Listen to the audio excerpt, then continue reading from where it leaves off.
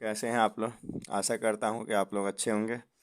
इसके पिछले वीडियो में जो क्वेश्चन किया था कल, ये 1 से 16 तक का जो क्वेश्चन है हम लोगों ने किया था। आज जो है हम क्वेश्चन करेंगे 17 से।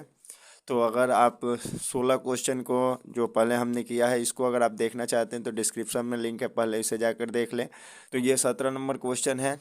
यहाँ देखेंगे ये है कि यूक्लिड विभाजन एल्गोरिथ्म दो धनात्मक पूर्णांकों में के निम्न में से किसे परिकलित करने की तकनीक है। तो ये जो है इसका होगा बाबू कि ये मौसा है ना, यानी यूक्लिड विभाजन एल्गोरिथ्म जो है दो धनात्मक पूर्णांकों में से है ना मौसा निकालने की एक तकनीक है। ठीक है, तो ये वाला आपका ऑप्शन हो जाएगा बी। ठीक, ये जो है इसे एक क्वेश्चन भी आता है कि यूक्लिड विभाजन एल्गोरिथ्म का प्रयोग करके आप दो संख्याओं का मौसा ज्ञात करिए। तो इसके लिए मैंने एक वीडियो बनाया हुआ है जिसमें किस तरह से बनाते हैं, उसे अगर आप देखना चाहते हैं तो डिस्क्रिप्शन में उसका भी लिंक है, आप उसे वहां से जाकर देख सकते हैं। ठीक है, चलिए अगला जो है क्वेश्चन है कि 18 किसी धनात्मक पूर्णांक ए और बी के लिए ए कमा बी का मौसा गुणे ए कमा बी का लौसा निम्न में किसके बराबर है। ठीक है, तो ये क्वेश्चन है कि अगर दो धनात्मक पूर्णांक दिया गया है ए और बी, तो ए और बी का मौसा गुणे लौसा किसके बराबर है। तो ये जो हो जाएगा, ये हो जाएगा ए गुणे बी के बराबर होता है। ठीक है, मौसा और लौसा का गुणनफल जो होता है दो संख्याओं का, उसके उन दोनों संख्याओं के गुणनफल के बराबर होता है। इसके लिए भी मैंने एक वीडियो बनाया है, आप वास्तविक संख्या का जो सब्जेक्टिव क्वेश्चन आते हैं उस पर आधारित, उसमें मैंने बताया है कि दो संख्याओं के मौसा और लौसा का उनके गुणनफल के साथ संबंध कैसे होता है। तो इसे भी आप डिस्क्रिप्शन में लिंक है, वहाँ से जाकर देख सकते हैं। ठीक है, चलिए दूसरा जो है अगला क्वेश्चन है 19 नंबर क्वेश्चन है। यहाँ है 6x² तथा यहाँ पे है 12xy का महत्तम समापवर्तक है। मतलब कि इन दोनों का महत्तम समापवर्तक HCF क्या है। तो यहाँ जो दिया है 6x⁴y और 12xy, तो इसको देखिए कैसे करेंगे, देखते हैं यहाँ पे कि आपका जो है 6x⁴y है। ठीक है, तो अगर हम इसको लिखें तो ये हो जाएगा बाबू 6 × x ऐसे करके x⁴ है तो 4 बार लिख लीजिएगा, और y, और फिर एक दूसरा है आपका 12xy। यहाँ देखेंगे ये है आपका 12xy, तो 12xy को ले लेंगे। तो 12xy यहाँ 12xy, तो ये हो जाएगा 12 × x × y। ठीक, अब इसका जो है मौसा निकालना है। क्या निकालना है? मौसा, यानी HCF निकालना है। ठीक है, HCF तो कैसे होगा, तो इन दोनों में जो कॉमन है, जैसे कि 6 और 12 का हाईएस्ट कॉमन फैक्टर क्या होगा, तो ये 6 हो जाएगा। ठीक है, 6 हो जाएगा। फिर उसके बाद दोनों में x कॉमन है तो x हो जाएगा, और फिर उसके बाद एक y कॉमन है तो y हो जाएगा, यानी इसका HCF जो हो जाएगा 6xy हो जाएगा। ठीक है, तो हमारा जो आंसर हो जाएगा 19 का आंसर यहाँ पे डी है ना, 6xy हो जाएगा। ठीक है, अगला जो है क्वेश्चन है क्वेश्चन नंबर 20, देखेंगे यहाँ पे कि दो संख्याओं का लौसा 1500 है तथा है ना, इनमें से कौन कौन इनका मौसा नहीं हो सकता है। अगर एलसीएम दो संख्याओं का 1500 है तो कौन इसका HCF नहीं हो सकता है। देखिए, एक जो है यहाँ पे बेसिक कॉन्सेप्ट की बात कह दें कि जो एलसीएम और HCF का जो बेसिक कॉन्सेप्ट है वो है कि जैसे कि 1500 आया है लौसा, तो इसी का कोई फैक्टर जो होगा आपका, इसी का गुणनखंड जो होगा मौसा होगा। तो जैसे कि हम मान लेते हैं यहाँ 300 है जो 1500 का फैक्टर है, तो ये मौसा हो सकता है। यहाँ पे ये भी है, ये भी एक फैक्टर है, लेकिन ये 200 जो है 200 से 1500 विभाजित नहीं है, तो ये जो है आपको निश्चित रूप से ये जो होगा नहीं होगा, तो इसका आंसर बी होगा। ठीक है, तो आप देख लीजिए कि अगर लौसा दिया है और पूछ रहा है इसमें से कौन मौसा हो सकता है, तो हो सकता है का मतलब आप देखेंगे किससे विभाजित हो रहा है लौसा, यहाँ पूछ रहा है कौन इसमें मौसा नहीं हो सकता है। तो क्वेश्चन को ध्यान से पढ़ेंगे तो इसमें से 200 जो है इसका मौसा नहीं, दो संख्याओं का मौसा नहीं हो सकता है जिनका लौसा 1500 हो। ठीक, अगला क्वेश्चन है क्वेश्चन नंबर 21 कि यदि दो संख्याओं का लौसा और मौसा समान हो तो वे संख्याएं होंगी। ठीक है, तो दो संख्याओं का लौसा और मौसा दोनों बराबर हो तो वो संख्याएं कौन कौन सी होंगी। तो अगर दो संख्याओं का लौसा और मौसा बराबर हो तो इसको देखिए कैसे करेंगे। आप यहाँ देखेंगे कि किन संख्याओं का एलसीएम और एचसीएफ दोनों बराबर आएगा। ठीक है, तो ऑप्शन भी आप देख लें, यहाँ से आसानी से समझ में आ जाएगा। अभाज्य संख्या है, क्या दो अभाज्य संख्याओं को लेंगे तो उनका लॉसा मौसा बराबर नहीं होगा। योग रूढ़ संख्या है, योग रूढ़ मतलब कि आपको रूढ़ और योग रूढ़ है ना, भाज्य और अभाज्य होता है, तो इसमें ये भी नहीं होगा। सहअभाज्य संख्या है, सहअभाज्य संख्याओं का जो होता है मौसा तो एक होता है लेकिन लौसा एक नहीं होगा। समान संख्या है, ये ऑप्शन सही है। अगर दो संख्याएं समान हो तो उसका मौसा और लौसा जो होगा वो बराबर ही आएगा, तो आपका ऑप्शन डी हो जाएगा। ठीक है, अगला जो क्वेश्चन देखते हैं, क्वेश्चन नंबर 22 यदि दो संख्याओं का गुणनफल 1200 है और मौसा 15 हो तो लौसा होगा।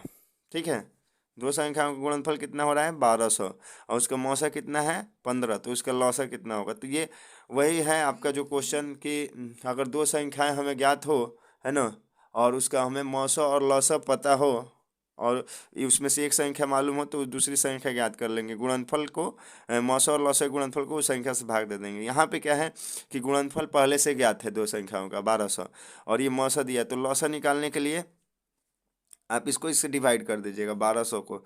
तो 1200 को 15 से डिवाइड करेंगे तो कितना आ जाएगा, यहाँ हम लोग डिवाइड करके देख लेते हैं आसानी से, यहाँ पे ऐसे करके ठीक कर लेते हैं। तो ये हो जाएगा 15 अठे 120, ठीक, और ये जीरो का जीरो, यानी आपका टोटल जो हो जाएगा 80 आ जाएगा। ठीक है, ये हो जाएगा आपका 80। ठीक, तो ये जो हो जाएगा आप ऑप्शन इसमें देख सकते हैं कि यहाँ पे 80 ऑप्शन है आपका डी में। ठीक है, आगे बढ़ते हैं।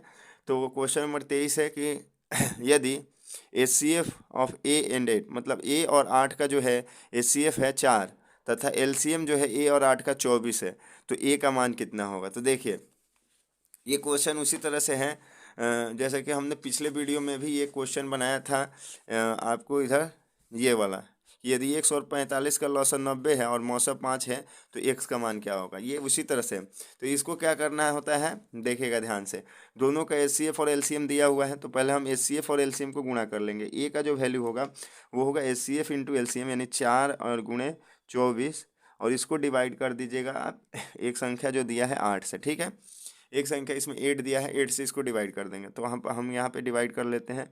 तो 8 से ये कट जाएगा, 3 का 24 और 4 3 कितना हो जाएगा 12, यानी ए का वैल्यू जो हो जाएगा 12 हो जाएगा। ठीक है, तो ये देखेंगे क्वेश्चन नंबर 23 में ए का वैल्यू 12, सी ऑप्शन है। ठीक है, इसके बाद अगला क्वेश्चन देखते हैं 24 नंबर, यदि LCM जो है 91 और 26 का 182 है, ठीक, तो 91 और 26 का HCF क्या होगा।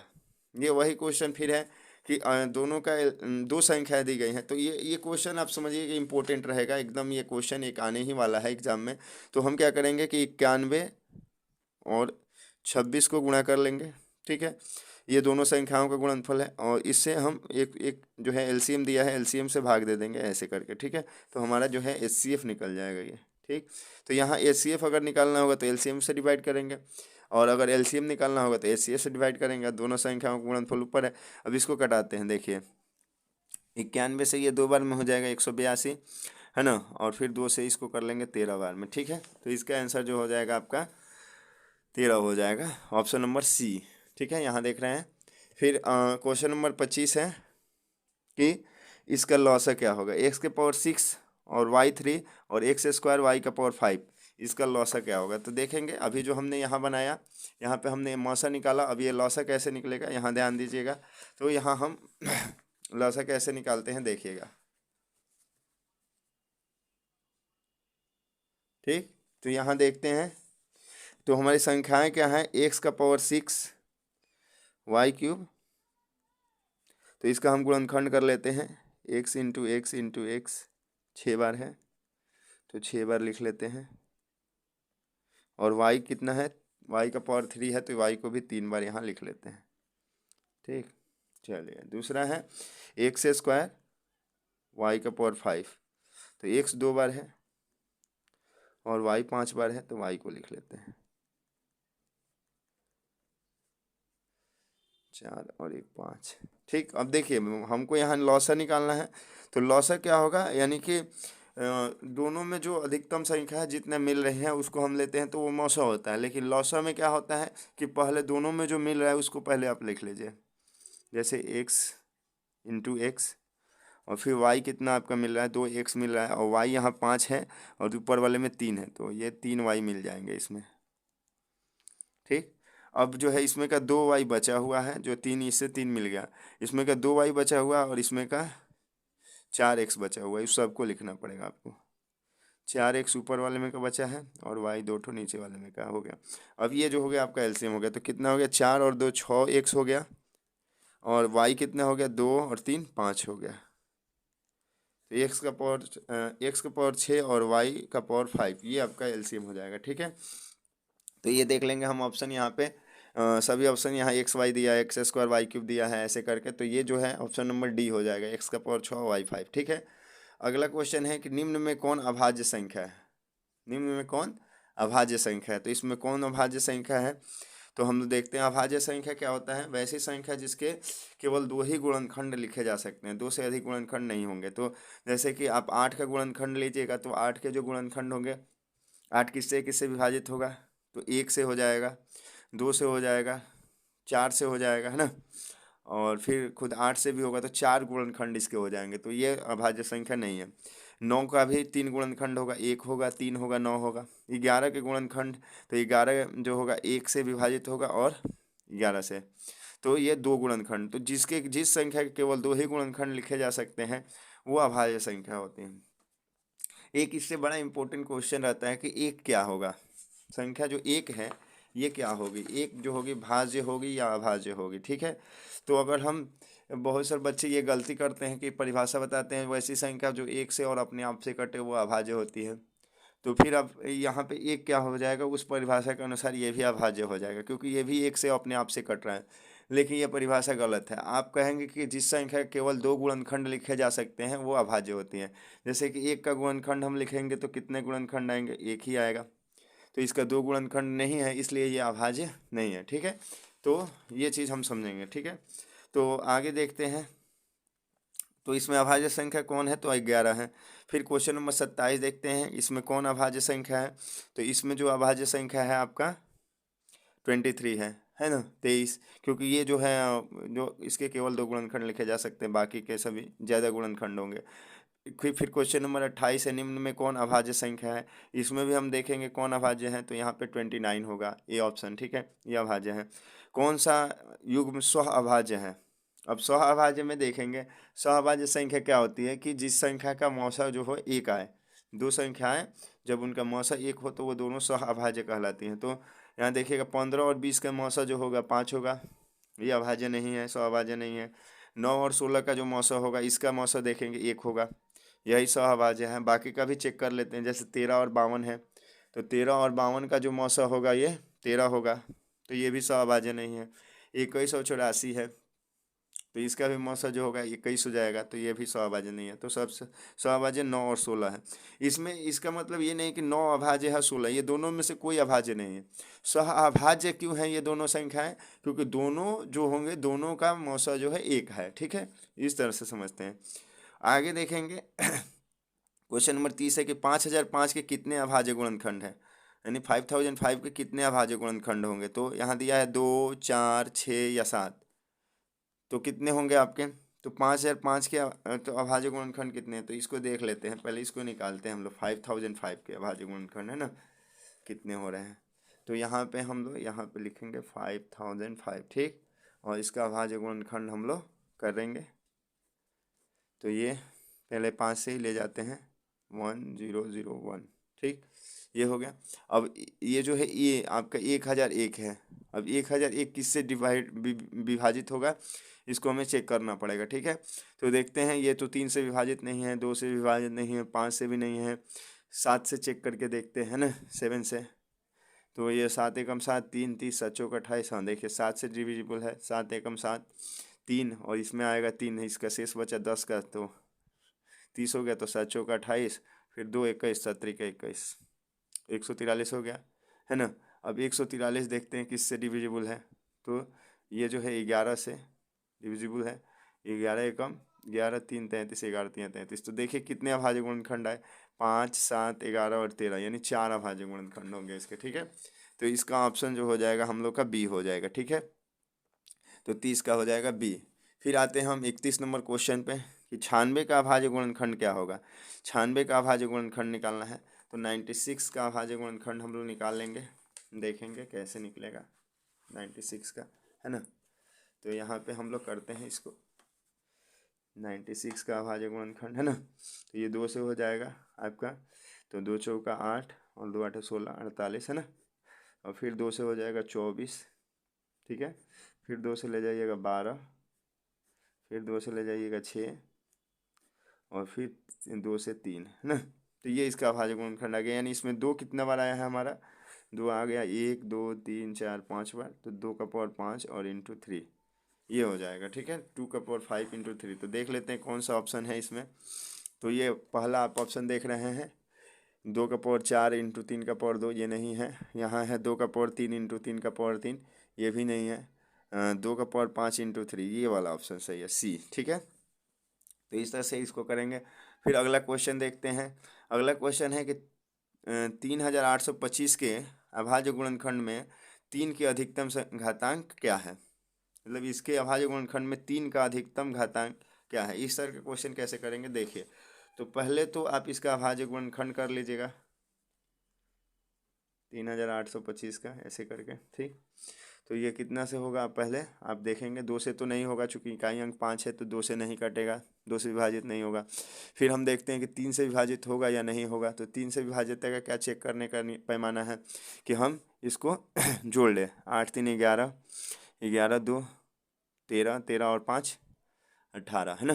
तो ये 3 से कट जाएगा, क्योंकि 18 3 के टेबल में, 3 के पढ़ा में आता है। तो 3 से लेके चलते हैं, 3 एकम 3 और 3 दूना 6, 2 22 3 7 21 और 3 5 15। और देखिए एक चीज़ तो ये पूछ रहा था कि 3 का अधिकतम घात क्या होगा, तो 3 से ये विभाजित होना ही चाहिए। अगर नहीं कटता है 3 से तो हम लिख देते 3 का घात क्या होगा, अधिकतम 0 होगा। मतलब इसमें 3 आया ही नहीं। 3 कितनी बार आया, एक भी बार भी नहीं आया। लेकिन अगर कट रहा है तो 3 से ही हम कटाएंगे, जिसका घातांक पूछ रहा है उसी से हम कटाएंगे। इसको देखते हैं, 3 से करेंगे, 3 चौका 12, 3 चौका 12, 3 दूना 6 और 1 15, 3 5 15। फिर 3 से कटेगा, 4 2 6 6 5 11। अब 3 से नहीं कटेगा ये, तो अब 3 से नहीं कटेगा। तो 3 का जो अधिकतम घातांक आया 2 आया, यानी 2 बार आया है 3। इसका मतलब ये हुआ कि इसका जो भी हम गुणनखंड लिखेंगे, जैसे अभी 5 से लेके जाएंगे, 5 है 40 और 2 5 5 25, फिर 5 से ले जाएंगे तो 17 हो जाएगा। तो इसका जो गुणनखंड आया, अभाज्य गुणनखंड, वो क्या आया हम देखेंगे। तो ये आ गया आपका 3 3 गुणे 3 गुणे 5 गुणे 5 गुणे 17। तो ये जो है घातांक के रूप में लिखेंगे इसको, 3 का पावर 2, 5 का पावर 2 और 17 का पावर 1। तो 3 का अधिकतम घात जो है कितना है, यहाँ 2 है। तो इसी को हमको बताना है। तो यहाँ पे जो हो जाएगा, इसके अभाज्य गुणनखंड में 3 का अधिकतम घात 2 हो जाएगा, ठीक। अगला क्वेश्चन है क्वेश्चन नंबर 33, ठीक है, 33 है। तो 33 नंबर क्वेश्चन क्या है कि 6250 के अभाज्य गुणनखंड में 5 का अधिकतम घात क्या होगा। इसको भी हम चलिए करते हैं, देखते हैं 5 का अधिकतम घात। तो कैसे निकालिएगा आप लोग, पहले तो आप इसको विभाजित करेंगे, है ना। 6250 का अभाज्य गुणनखंड करेंगे, तो 5 का अधिकतम घात पूछ रहे हैं, तो 5 से ही लेके चलते हैं। तो 5 एकम 5, 1 12 5 दूना 10 और 2 25 5 5 25 0, ठीक। फिर अब इसको, है ना,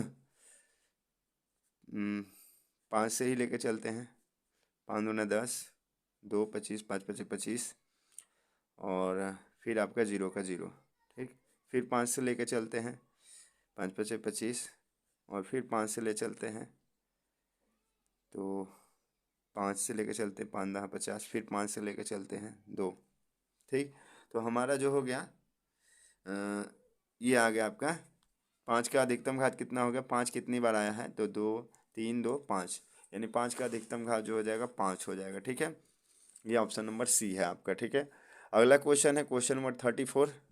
और ये क्वेश्चन क्या है देखेंगे आप लोग कि 1440 में 2 का अधिकतम घात क्या होगा। तो ये अंतिम क्वेश्चन हम बना रहे हैं, चूँकि वीडियो ज़्यादा लंबा ना हो, हमने इसका 2 पार्ट बना लिया। एक में हमने 16 क्वेश्चन किए और इसमें हमने 18 क्वेश्चन किए, कुल मिलाकर 34 क्वेश्चन हुए। तो इस तरह से वास्तविक संख्या में क्वेश्चन जो है आपके एग्जाम में आते हैं। तो ये क्वेश्चन हम लोग कर लिया जाए पहले, 1440 में 2 का अधिकतम घात। तो आप इसको अब तो समझ चुके होंगे कैसे करना है।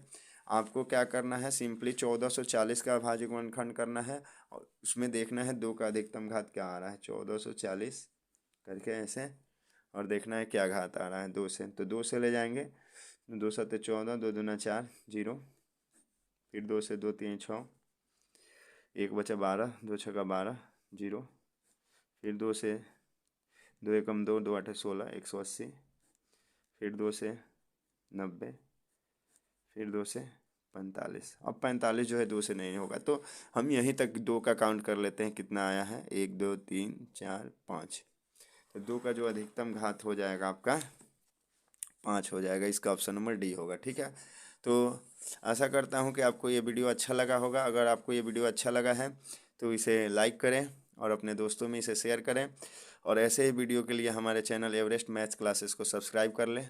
तब तक मिलते हैं अगले वीडियो में, धन्यवाद।